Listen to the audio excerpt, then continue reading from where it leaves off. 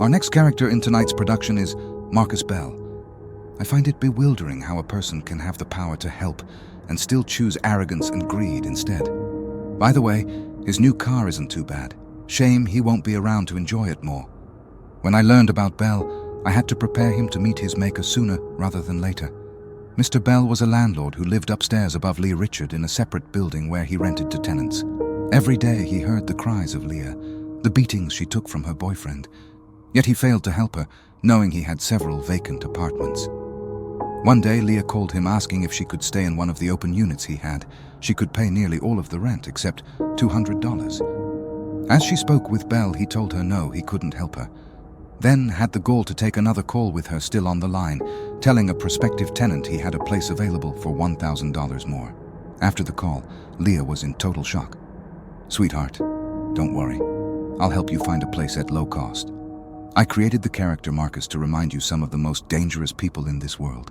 Their eyes carry keys that could open doors for others, yet they choose to keep those suffering locked outside." One day, Bell held a glass of wine to the door and listened while Leah was beaten. Bell enjoyed himself, laughing.